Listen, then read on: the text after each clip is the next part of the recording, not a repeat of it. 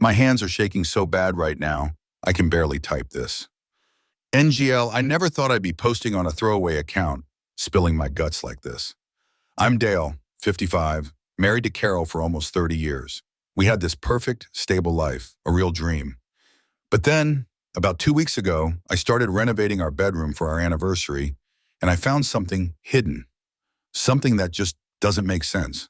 It all started because I wanted to do something special, something monumental for our 30th anniversary. 30 years, man, that's a lifetime. Carol and I have been through everything together. We raised two amazing kids, built a good life, a good home. I figured a complete overhaul of our master bedroom, a total surprise, would be the perfect way to kick off our next chapter. I'd been planning it for months, sketching out ideas, picking out new colors and furniture. Carol deserved it, and honestly, our old room was looking a bit tired. We were celebrating 3 decades, not just existing. The timing felt perfect. Carol was headed off on a 2-week Caribbean cruise with her sister Shelley. A girls' trip, sun, sand, fruity drinks. She was so excited. I kissed her goodbye at the door, told her to have an amazing time, and waved until her car was out of sight. The moment she was gone, I practically turned into a man on a mission. This was my window. No interruptions, just me, a clear schedule, and a mountain of renovation tasks. My son-in-law, Kyle, bless his heart, volunteered to help. He's a good kid, strong as an ox, and always willing to lend a hand. We started by emptying everything out of the master bedroom. Every single thing, furniture, boxes of old photos, knickknacks, you name it. We piled it all into the spare bedroom, turning it into a temporary storage disaster zone. It was exhausting work, pulling everything down, wrestling the old dresser out, feeling the dust of 3 decades settle around us. That's when Kyle found it. We were clearing out Carol's side of the closet, getting to those high, rarely accessed shelves. He pulled down this old beige Samsonite cosmetics case. It was a hardshell case, maybe 12 inches long, 6 wide, and about 8 deep, with brass latches and a small lock. It looked ancient, covered in a fine layer of dust. "Whoa, what's this thing?" he asked, dusting it off with his sleeve. "Looks like something out of a vintage movie." I took it from him.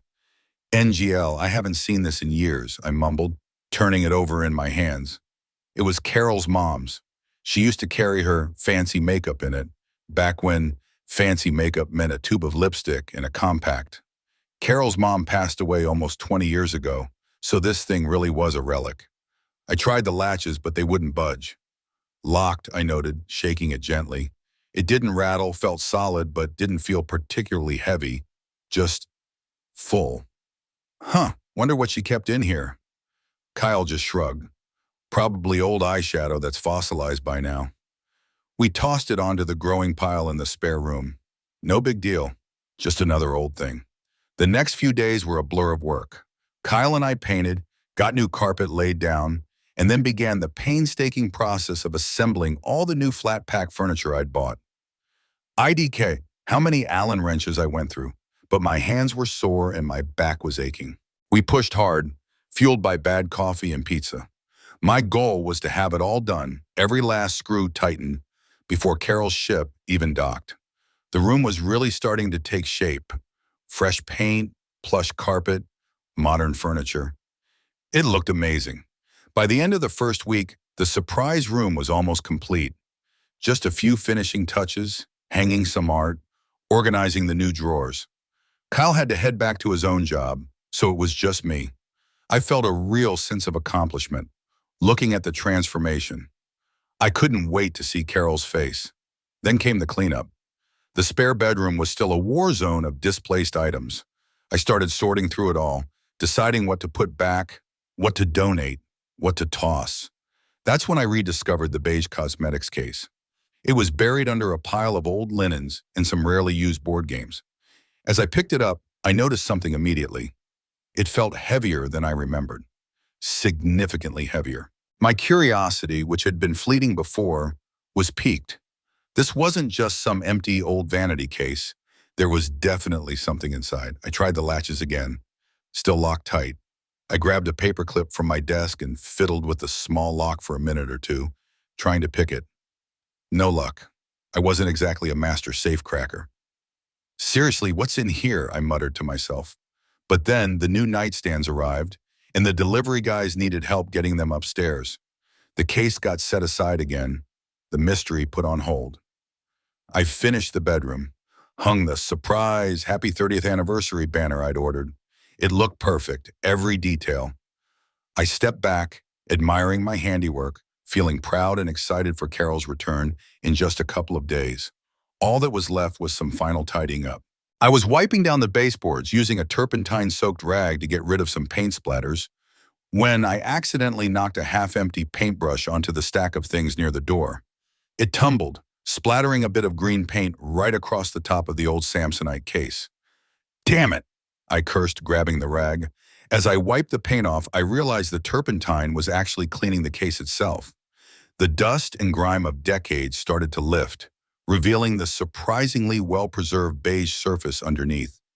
It actually looked pretty good, almost new. I cleaned the whole thing, methodically wiping away years of neglect. The brass latches gleamed. The small lock seemed to wink at me. That renewed my resolve. It was such a strange thing to be locked. And it was heavy. This wasn't just old makeup. I remembered seeing Carol's dad, back in the day, having a big jar of old keys in his garage. My own garage has a similar jar, a collection of forgotten keys for forgotten locks. I walked out there, rummaged through the dusty, rusty collection, thinking it was a long shot. But after trying 3 or 4, a small, intricate brass key slid right into the Samsonite lock. Click. My heart gave a weird little jump, like something I hadn't known I was waiting for had just arrived. The click of the lock, so small and unassuming, echoed in the quiet kitchen. It felt momentous, like I just opened a door I should have left shut. My heart was thumping a rhythm I didn't recognize. I carefully lifted the lid, the brass hinges groaning softly. The first thing I saw was a large manila envelope, sealed and addressed to Carol. The handwriting wasn't hers.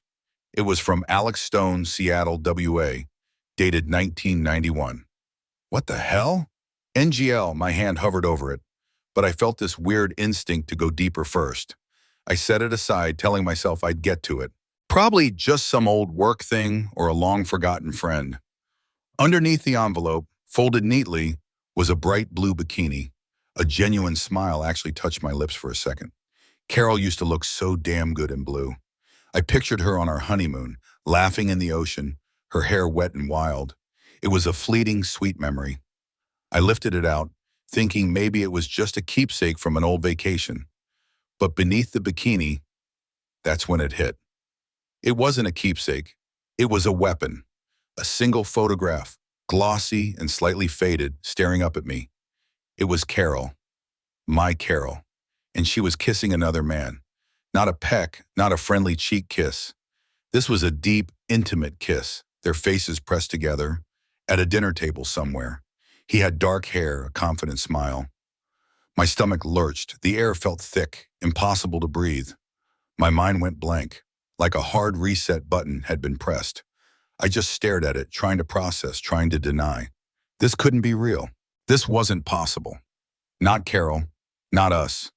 My hands started to shake, a tremor that ran right through my bones. I felt a wave of nausea so strong I thought I might throw up right there on the kitchen table. Profound shock. That's the only way to describe it. I stumbled back to the table, my legs feeling like rubber, and just stared. The beige case, the innocent manila envelope, the blue bikini that now felt like a cruel joke in that photo. It was all laid out, a tableau of betrayal. I reached back into the case, my fingers numb, and pulled out a stack of more photos. My breath hitched. It wasn't just one photo, it was a whole stack. And the same man was in all of them, again and again, laughing with Carol, holding her hand, his arm around her. There were some formal shots, taken at what looked like an awards ceremony, where he was wearing a tux. And then there were the others. Old Polaroids, slightly yellowed, explicit. Just, wow. My wife, with another man in that way. It was like a punch to the gut, over and over. Underneath the photos, wrapped around a bundle of what felt like letters, was a white silk scarf. It was tied with a bright red ribbon. A red ribbon for God's sake, like something out of a cheesy romance novel. But this wasn't romance. This was a nightmare unfolding right in front of me. I untied the ribbon, my fingers fumbling, and pulled out the letters. They were addressed to Carol at her old workplace, the postmarks clearly visible. 1989, 1991. My stomach dropped even further. These weren't recent. This was years ago, right when we were just getting started, right when our life was supposed to be building, solidifying. I opened the earliest one, dated June 22nd, 1989. The handwriting was neat, confident. It started, "My dearest Carol, I can still feel your touch, taste your lips." My eyes blurred. It was from Tim. He wrote about missing her, about their secret moments, about how deeply he loved her and longed to be with her. Loved her? Longed to be with her? While she was with me? Holy crap! The words burst out of me, a raw, guttural yell that tore through the quiet house. My voice sounded alien, choked with disbelief and a rising, burning rage. This wasn't a fling. This was an affair, a full-blown emotional, physical affair, with some guy named Tim, and it happened early in our marriage. The kitchen table suddenly felt too small, too contained for the enormity of what I was uncovering. I needed to see it all, lay it all bare. I scooped up the entire contents of the case, the envelope, the bikini, the photos, the scarf, the letters, and carried them, almost stumbling, into the living room. I dumped everything onto the coffee table, clearing away magazines and the remote, needing a bigger canvas for this destruction. I started unpacking the rest of the case, a small blue felt jewelry box, inside a locket, not mine, an inscription I couldn't yet read, a stack of paper napkins, some of them with "I love you" scrawled on them in different colors, like they'd been doodled during dinner dates, a small slip of paper with a phone number, an invitation to a fancy awards ceremony from 1990 for Dr. Timothy D. So Tim, a doctor, this wasn't some random guy she met in a bar. This was someone established. There was a dried rose, its petals brittle and brown, wrapped in tissue paper. Matchbooks from restaurants I didn't recognize. Hotel receipts from places that weren't our usual vacation spots. A crumpled California map. A black velvet sleep mask. And then, at the very bottom, tucked under a small, forgotten comb, a travel-sized tube of KY jelly. My vision swam. It wasn't just a physical affair. It was complete. A parallel life right under my nose. For years, the anniversary project, the perfect surprise, felt like a sick joke. Everything I thought I knew was crumbling. I stared at the manila envelope again. Alex Stone, Seattle, 1991. Who the hell was Alex Stone? With trembling hands, I tore it open. Inside, it was a whole new wave of gut punches, more letters, and more explicit Polaroids. Not just kissing. These were intimate, too intimate. Carol and Tim in hotel rooms on what looked like a beach, sometimes blurry, sometimes sickeningly clear. My wife, the woman I thought I knew completely, laid bare with another man. It was like a movie I was being forced to watch, and I was the humiliated, cuckolded main character. My stomach churned, a bitter bile rising in my throat. I wanted to stop, to burn it all, to pretend I'd never found anything. But a grim, morbid curiosity, a desperate need to know the full extent of the damage, kept my hands moving. I had to see it all, every last shred of evidence. Then I found them, letters. But these weren't from Tim. These were from Carol. Her handwriting, unmistakable, elegant, but filled with a desperation I'd never seen her express to me. She wrote about her deep love for Tim, her unbearable pain now that he was gone, begging him to come back, saying she couldn't live without him. She even talked about feeling trapped and miserable in her current situation. Trapped, miserable. She was talking about me, about us. The world tilted, my vision blurred, not just from tears, but from the sheer force of the betrayal. 30 years, a lifetime. And a huge chunk of it, right at the beginning, was built on this lie. She loved him, She begged him to return, while I was working my ass off, building a home, planning a future for us. I crumpled to the living room floor, the letters, the photos, the whole horrible collection scattering around me. Tears streamed down my face, hot and salty, blurring the edges of the horrifying images. I felt like I was being torn in two. Rage and profound sorrow battled inside me. How could she? How could my Carol, the woman I trusted implicitly, do this? I don't know how long I lay there just sobbing until sheer exhaustion pulled me down. I fell asleep right there on the carpet, surrounded by the physical proof of my broken life. I woke up hours later, the late afternoon sun slanting through the blinds, casting long shadows across the mess. My head ached, my eyes were swollen and gritted, but the pain in my chest was even worse. It was still there, the raw, gnawing ache of betrayal. The evidence was still scattered around me, a silent accusation. There was no going back to before. My phone buzzed. It was an email from Carol. "Hey honey, tried to call but no signal out here. Just wanted to say I love you and I'm thinking of you. Can't wait to be home." My stomach clenched. "I love you." The words felt like a fresh wound. I forced myself to sit up, my body stiff.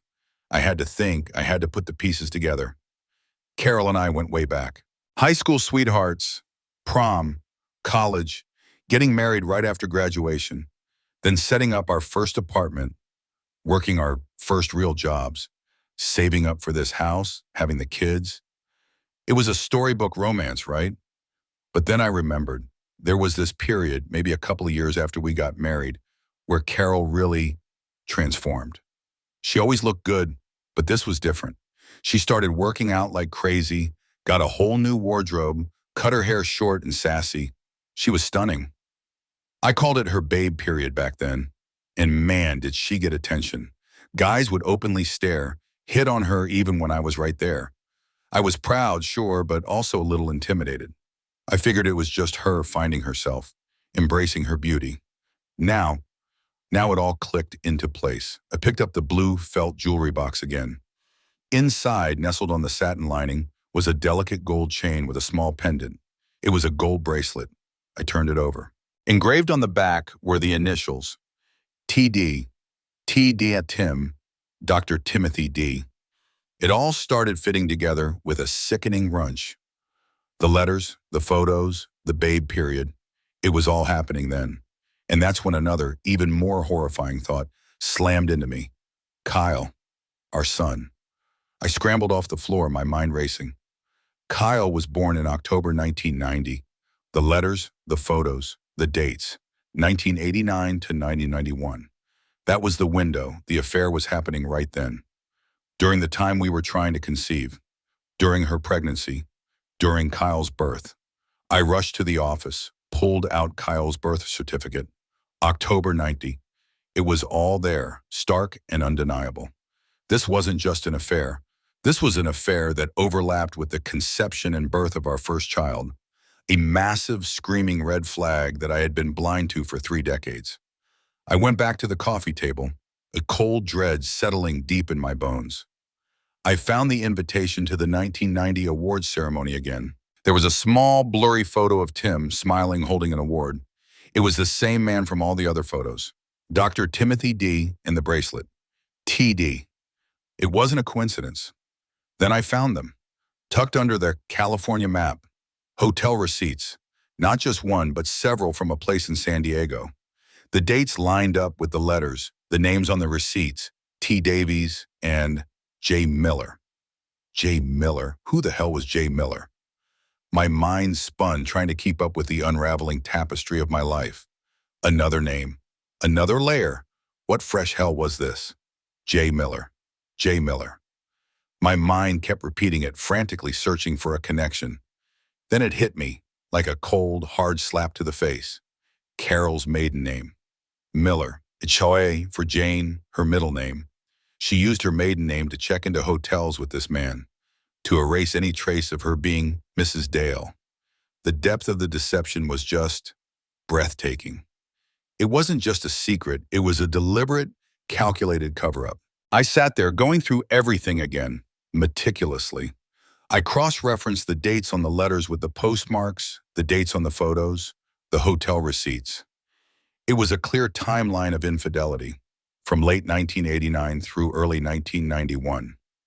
The period I thought was our early happy married life, the honeymoon phase of our marriage, was also the honeymoon phase of her affair with Tim Davies. She was living two lives, seamlessly, right under my nose. NGL, the idea that she could be so good at deception, made my skin crawl. But then the darkest thought of all surfaced. A shadow that had been lurking, unspoken, since I connected the dates with Kyle's birth. If she was with Tim during Kyle's conception, if she loved him, longed for him, begged him to come back, could Kyle not be my son? The thought was a physical blow, worse than anything else. My son, my boy, the child I had raised, loved, provided for. My blood. The very foundation of my identity as a father felt like it was dissolving into a terrifying uncertainty. A wave of pure, unadulterated anger washed over me, hot and intense. It cleared away the tears, the shock, the nausea. I wasn't just heartbroken anymore. I was furious. Furious at Carol, furious at Tim, furious at myself for being so naive, so blind for so long. I resolved right then and there that I was going to find out everything. Every single dirty little secret. No stone unturned. This wasn't just about my marriage anymore. It was about my entire life, my legacy, my son. I pushed the mess aside, grabbed my laptop. My computer skills, usually reserved for work spreadsheets and budgeting, were now repurposed for a grim investigation. Dr. Timothy D. Davies. A quick Google search. My fingers flew across the keyboard, and there he was, a successful physician, a specialist in his field, currently practicing in San Diego.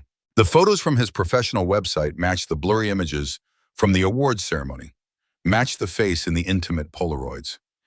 He hadn't changed much, just aged like any of us. He looked respectable, a pillar of the community probably, a wolf in sheep's clothing. I delved deeper. His academic history, his career trajectory. It was all there. Graduated from a prestigious university, completed residency, moved to San Diego to set up his practice.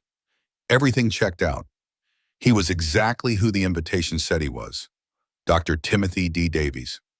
I started making a list, a mental checklist, then quickly typed it out on my computer.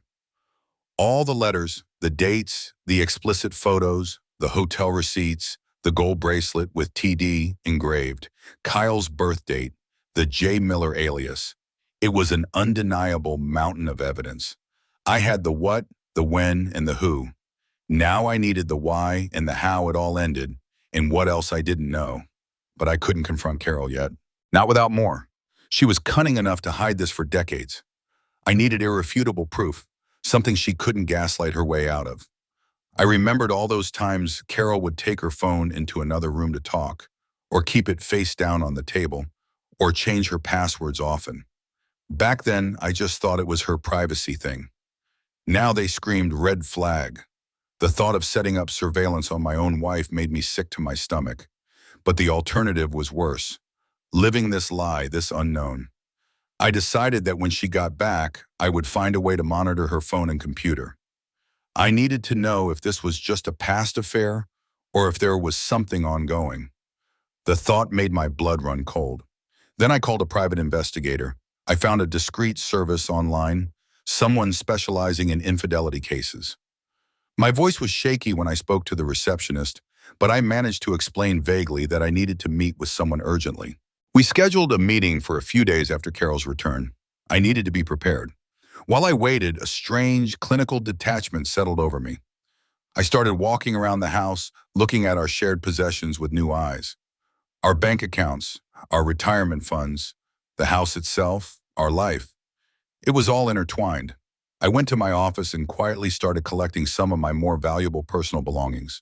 Documents, things I didn't want to risk. My old photo albums with my family, my father's watch. I secured them in a hidden safe, just in case everything truly blew up. Meeting Frank, the PI, was surreal. His office was nondescript, on the third floor of an old building, tucked away from the main street. He was a quiet guy, maybe in his late 40s, with sharp eyes that seemed to take everything in without judgment. I laid it all out for him, the cosmetics case, the letters, the photos, the dates, the J. Miller alias, the ongoing nature of the connection to Dr. Timothy D. Davies. My voice was tight, strained, but I tried to be as factual as possible, detaching myself from the emotional gut punch of it all, at least for a moment. Frank just listened, nodding occasionally, making notes. When I finished, the silence in the room was heavy. "Mr. Peterson," he said, his voice calm, "this is a lot, a significant amount of historical evidence. However, for any current legal action, particularly divorce or asset division, we need contemporary proof. Something irrefutable. Something that shows this is ongoing, not just a historical affair that ended years ago." He outlined the legal landscape, the importance of documentation, the need to avoid anything that could be construed as entrapment. It was cold, hard advice, but it was what I needed. My mission before Carol returned was clear. I needed to know if this was just a buried secret from the past, or if it was still active. While she was on her cruise, I spent a frantic day installing monitoring software on her home computer and, with a knot of dread in my stomach, on her cell phone too. It felt invasive, wrong, but the alternative, living in blissful ignorance while my life was a lie, felt even worse. I had to know. For my sanity. For Kyle. Carol arrived home 2 days later, tan and beaming. She looked absolutely beautiful. "Dale, honey, you did it," she shrieked, walking into our new bedroom. Her eyes sparkled, running her hands over the new furniture, gasping at the paint, the carpet. "It's amazing, absolutely incredible. Thank you, thank you, thank you." She threw her arms around me, kissing me fiercely, and I kissed her back. I held her tight, smiling, acting the part of the devoted husband whose grand surprise had paid off. It was the hardest acting performance of my life. Inside, I was screaming, shaking, numb. This was love bombing in reverse, an agonizing charade. I feigned pure joy, mirroring her excitement. "I tried to call you a few times from the ship," she mentioned casually over dinner. "But the signal was awful. My emails barely went through." I put on my best, "Oh no, really?" face. "Oh, honey, I'm so sorry. Yeah, sometimes our service can be spotty. I really missed hearing your voice." Each word was a lie, a stone added to the wall I was building between us. But I needed her to believe I was oblivious. I needed to keep the act up. The monitoring started immediately. Every email, every tem, every website visited. It was a hellish, sleepless few days. I watched her like a hawk, noting every time she took her phone to the bathroom or turned it face down when I walked into the room. These little habits, once just quirks, were now blaring red flags, confirmed by the cold, hard data scrolling across my screen. And then I found them. Email exchanges between Carol and Dr. Tom Davies, recent ones, dating back months, even weeks. My stomach dropped again, a familiar, sickening plunge. They weren't just old flame reminiscing. These were current, intimate, explicit. They talked about longing, about their next getaway, about how much they missed each other's touch. It wasn't just a past affair. It was an ongoing physical relationship. The emails confirmed it, in sickening detail. They were still meeting, and the pieces clicked into place. All those work conferences Carol had attended over the years, the ones where she always seemed to extend her stay by an extra day or two. The times she came back glowing, saying how rejuvenated she felt. It wasn't about work. It was about Tim. I found messages discussing finances too. Cryptic references to our fund and future plans. Future plans? What future plans? My mind reeled. This wasn't just a secret affair. This was a parallel life, complete with financial entanglements and talk of a shared future. I was living with a stranger. The crushing weight of this ongoing betrayal was almost unbearable. This wasn't a distant memory, a past mistake. This was a current, a vibrant part of Carol's life, a life she was living alongside mine, a life I knew nothing about until now. I felt like I was drowning in deceit. This is where life's costly choices truly unfold, isn't it? When the past isn't really past, and the present is built on sand. Stick around to the end to see how these choices blow everything up. I immediately called Frank, my voice strained but firm. It's not just historical, Frank. It's happening now. I need you to gather photographic evidence. Everything. I want to know where she goes, who she sees, when. I want undeniable proof. Frank delivered the first batch of surveillance reports a few days later. A thick envelope dropped off discreetly. My hands shook as I opened it. Inside were photos. High resolution, undeniable. Carol and Tom. In another city, at a restaurant, walking hand in hand, laughing, getting into a hotel elevator. Looking every bit like a couple deeply in love, just as the emails had suggested. She had told me she was at a work conference in Chicago. The photos were from Philadelphia. Another lie. My gut clenched, a familiar agonizing twist. It was the confirmation I needed, and it hurt more than I could have imagined. But alongside the pain, there was a strange, cold resolve. This wasn't just a suspicion anymore. This was fact. Carol was leading a double life, and she was doing it with brazen impunity. The next step was the finances. My computer skills, once a source of pride, now felt like a curse, forcing me to confront the ugly truth hidden in our spreadsheets. I started with their joint bank accounts, then credit card statements. Any extra expenses, any unexplained withdrawals, any patterns. My heart pounded as I scrolled through years of digital records. It didn't take long. First, small irregularities, then bigger ones. Transfers I didn't recognize, payments to unfamiliar vendors. My blood ran cold when I found it. A hidden joint account. Not Carol's private account, but one shared with Timothy D. Davies. My breath hitched. He wasn't just a lover, he was a financial partner. I traced the money, large sums, systematically transferred from our joint account to Carol's private checking account, and then from her private account directly into this joint account with Tom. Month after month, year after year. Not a few hundred here and there. Thousands. Tens of thousands. She had been siphoning money from our marital assets, from our shared future, to fund her life with another man.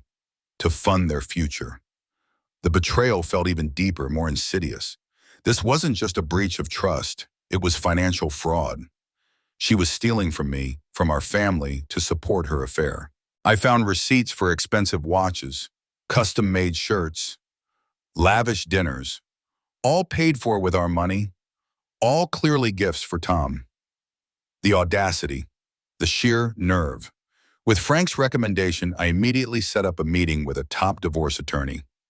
His name was Robert. I walked into his office with a briefcase full of evidence. The cosmetics case contents, the email printouts, the PI reports, the detailed financial trails. I laid it all out for him, my voice flat, devoid of emotion. Robert, a seasoned professional, looked through everything with a calm, focused gaze. He didn't flinch at the explicit photos or the damning emails. When I finished, he leaned back in his chair. "Mr. Peterson," he said, "you have an incredibly strong case here. Not only do you have irrefutable proof of long-term, ongoing infidelity, but the financial malfeasance adds significant weight. We're looking at a fault divorce, which will absolutely impact asset division in your favor. This isn't just a moral failing, it's a financial one." It was exactly what I needed to hear. The legal confirmation that I wasn't crazy, that this wasn't just a personal failing on my part. She was guilty. I worked with Robert's team to secure everything, printed out multiple copies of every bank statement, every credit card bill, every email exchange. I downloaded all the PI reports, the photos, the surveillance logs. I wanted backups of backups. She wouldn't be able to deny a single thing. We moved quickly. Robert initiated proceedings to freeze certain joint assets, to prevent Carol from siphoning any more money or trying to hide funds. It felt like I was dismantling my own life piece by piece, but it was a necessary surgery. And then there was my will. It was a painful yet critical step. I sat down with Robert and updated it. Carol was disinherited. Every provision for her gone. All my assets, everything I had worked for, was now directed to Kyle, to be held in trust until he was old enough. I had to protect him, protect his future from her deceit. The thought of Kyle, it still tore at me. The question of his paternity lingered, a poison in my mind. But for now, legally, he was my son, and I would protect him. The weight of it all was immense, but for the first time in weeks, I felt a strange sense of clarity. The pieces were all in place. The trap was set. Now, all that was left was the confrontation. The day came. I had planned it meticulously, every step, every word. The kitchen table was clean, stark, the perfect stage for the destruction of my life. Before Carol got home, I discreetly placed small audio recorders in key areas of the house. I needed every word, every denial, every confession captured. I'd made sure Kyle was out of the house. He was spending the day with Brittany, his girlfriend. I didn't want him anywhere near this explosion. This was between Carol and me. My phone call to her was brief, devoid of emotion. "Carol, I need you to come home. There's something serious we need to discuss." My voice was flat, not angry, just final. I could almost hear the faint annoyance in her tone. She probably thought I was going to complain about something trivial, like her leaving her clothes on the floor or some chore I hadn't done. She agreed, sounding put upon, and said she'd be home in an hour. When she walked in, she was still in her work clothes, a slight frown on her face. "What's so urgent, Dale? I've had a long day." I didn't say a word, I just motioned to the kitchen table. On it, laid out in an almost surgical precision, was the entire collection. The beige cosmetics case, now open, spilling its contents. The stack of letters from Tim, the letters from her to Tim, the Polaroids. The innocent ones and the explicit ones. The hotel receipts, the gold bracelet, the I love you napkins. Beside it, neat folders containing printouts of the current emails with Tom Davies, the PI surveillance photos, and the damning financial statements highlighting the hidden joint account and the transfers. Her eyes scanned the table. Her face, which moments ago held a flicker of annoyance, drained of all color. It went from pink to pale to an ashen gray. Her jaw dropped slightly. She took a step back, as if the table itself was radiating something toxic. The casual annoyance vanished, replaced by pure, unadulterated fear. What is all this?" Her voice was barely a whisper. I looked at her, my heart a frozen knot in my chest. "This, Carol," I said, my voice calm, steady, chillingly controlled, "is your life. Your other life. The one you've been living behind my back for the past 30 years. I picked up one of the PI photos. This is you last week in Philadelphia with Dr. Tom Davies. Not Chicago, not a work conference. Unless your work involves holding hands and kissing in hotel elevators." I placed the photo back down. Then I picked up a stack of the old Polaroids. "And this is you, decades ago, with the same man.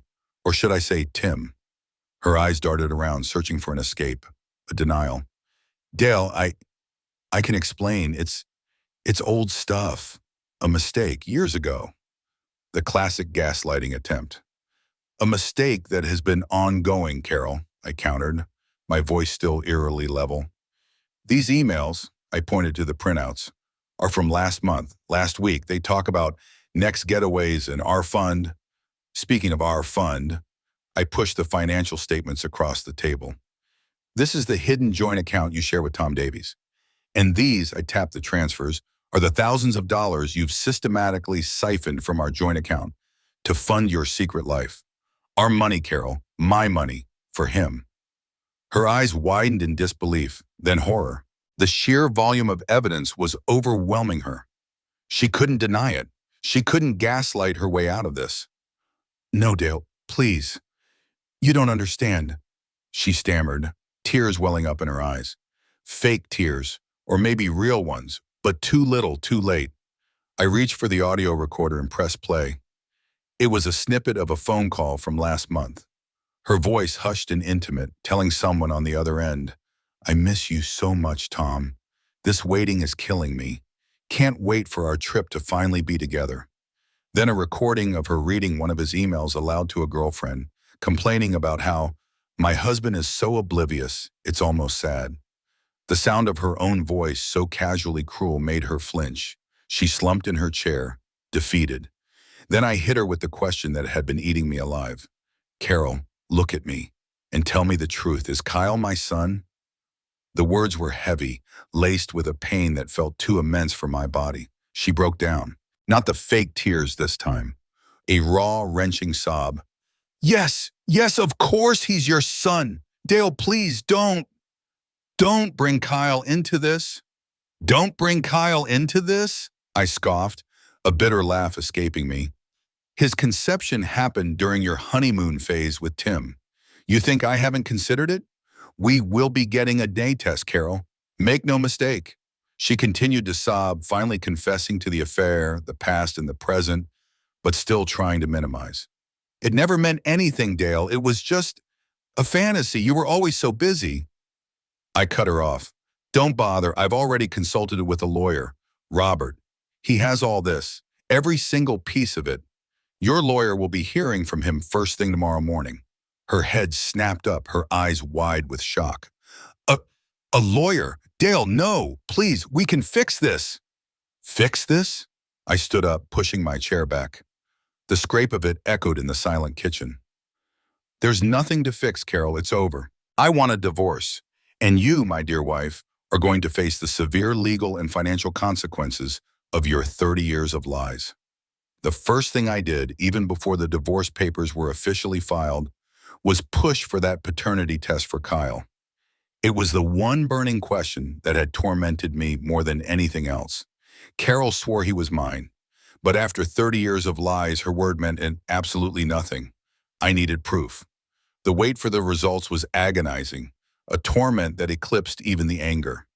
When Robert called with the results, my hands were shaking so bad I could barely hold the phone. Mr. Peterson, he said, the results are in. Kyle is indeed your biological son. A wave of profound, overwhelming relief washed over me. It was like a suffocating weight had been lifted. Amidst all the pain, the betrayal, this one piece of news was a lifeline. My son. He was mine. With that certainty, I moved forward. Robert filed for divorce, citing both the long-term, ongoing infidelity with Dr. Tom Davies and the egregious financial fraud. Carol's attempts at negotiation were pathetic. She offered to give me the house, to take less of our joint accounts. Please, Dale, we don't need to make this ugly, she pleaded. But I was firm. My terms were non-negotiable. I had the evidence, and I was going to use it. Every single piece. Robert's team immediately initiated legal action to freeze Carol's hidden accounts and began the process of recovering every penny she had siphoned away. It was a tedious, complicated process, but I had all the documentation, and they were relentless. As expected, news of our divorce and the scandalous nature of it started to spread like wildfire. Our friends, our wider family, our social circles. Carol had cultivated this image of the perfect wife, the dedicated mother, the respected professional. I knew it was time to tear that down. I was done protecting her reputation. I started strategically leaking key pieces of information to mutual friends. Not outright accusations, but carefully selected details. Can you believe what I found in Carol's old cosmetics case? Turns out those work conferences weren't exactly for work. And the money, IDK, it's just shocking. Each dropped hint, each carefully placed piece of evidence, chipped away at her carefully constructed facade. I didn't have to do much. People connected the dots quickly. The whispers started, the judgmental glances. Carol's reputation at the hospital, where she had worked for years, also began to suffer. I made sure of it. I compiled all the documented evidence, the fake conference dates, the hotel receipts with Tom Davies, the explicit emails about their trysts, and submitted it to the hospital's HR department. I framed it not just as a personal matter, but as potential ethical breaches, given that Tom was also a medical professional and they were misusing company time and resources. NGL, the thought of her professional life crumbling, brought a grim satisfaction. The hardest part by far was telling Kyle. He was grown, but this kind of news could devastate anyone. I sat him down, just me and him, and I laid out the initial evidence, the letters, the older photos, and then the more recent emails and PI reports. He went from disbelief to confusion to profound hurt. Mom, How could she? He kept repeating, his voice thick with emotion. But seeing the irrefutable evidence, especially the financial deceit, he sided with me. Dad, I can't believe this. I'm so sorry. He hugged me, and in that moment, our bond deepened in a way I hadn't thought possible. He hated what she'd done. Even Carol's sister, Shelley, confronted her. Shelley had been on that cruise with Carol just weeks before. When I quietly informed her of what I'd found, she was shocked, then enraged. I heard from a mutual friend that she had gone straight to Carol, demanding answers. The betrayal was too much. Shelley, who had always been close to Carol, was disgusted. And then there was Tom Davies' wife. I couldn't bring myself to deliver the news directly, but I knew it needed to be done. An anonymous email containing a curated selection of the most damning evidence, the emails, the photos, the financial details of their joint account, was sent. The silence on that front was deafening, but I knew, just knew, that hell was about to break loose in the Davies household too. This wasn't just my life she had shattered. The fallout was swift and brutal, just as I'd anticipated. After the anonymous email went out, Tom Davies' marriage publicly imploded. His wife, understandably, filed for divorce immediately. And Tom himself? The hospital where he practiced launched a full internal investigation. Given the ethical breaches, the misuse of professional time, and the general scandal, his standing in the medical community was shattered. I heard whispers he was forced to resign, that his reputation was ruined. NGL, a part of me felt a cold satisfaction knowing he was finally facing consequences. Carol wasn't spared either.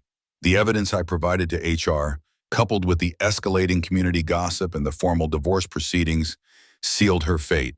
She lost her job at the hospital.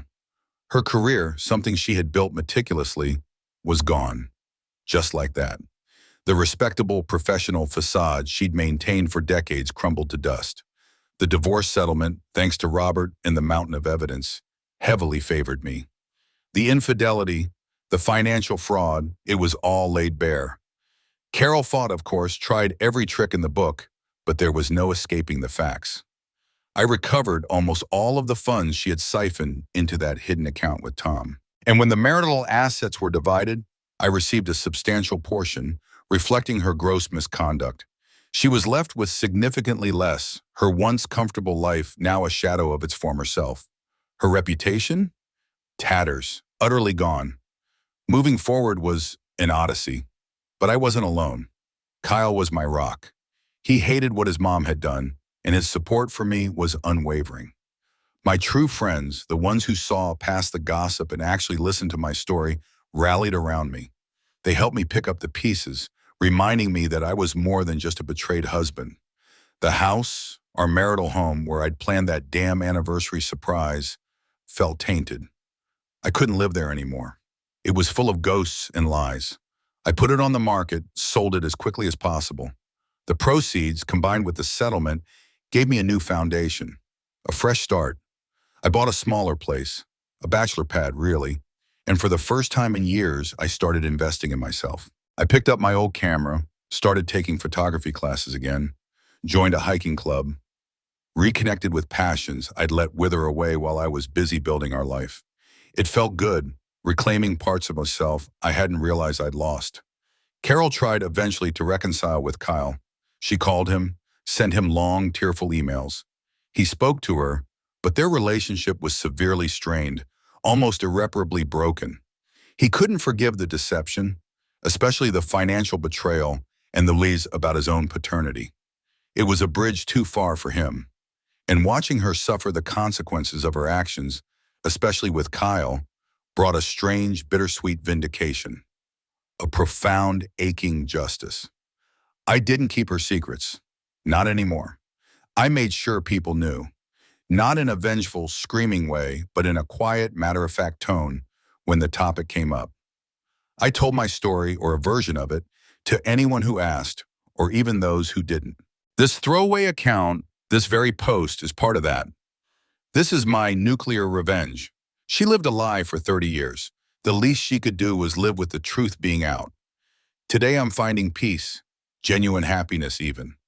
The constant dread, the gnawing suspicion, the emotional numbness, it's all gone. replaced by a quiet sense of freedom. It wasn't the ending I ever envisioned for my life, not the storybook romance I thought I had, but it's my story, and I'm finally living it on my own terms, free from the crushing weight of her deceit. It wasn't easy, but I proved that betrayal, no matter how deep, can be overcome. The consequences of Carol's betrayal weren't just immediate, they were profound and continue to ripple through our lives. Her marriage to Tom Davies publicly imploded, as did his career. He was a respected professional, but the scandal, the ethical violations, and the public nature of it all cost him everything. Carol herself lost her job, her professional identity, and any shred of respect she had earned in our community. Her carefully constructed image, built on decades of lies, vanished overnight. NGL, the divorce was brutal for her. She walked away with almost nothing. Her financial schemes exposed and reversed. The life she'd built with my money, our money, was dismantled. She's a shell of her former self, isolated and broken. Kyle, my son, still struggles with her deceit. Their relationship is hanging by a thread, and I honestly don't know if it will ever heal. The trust is gone, likely forever. For me, the scars remain, deep and lasting. The belief in a shared past, a true partnership, is shattered. But amidst the wreckage, I found a strange kind of peace, a new beginning, free from the constant shadow of her lies. This isn't a story with a happy ending, not in the traditional sense. It's a story of survival, of cold, hard justice, and the undeniable truth that some choices carry a price that must eventually be paid. Some betrayals leave wounds that never fully close.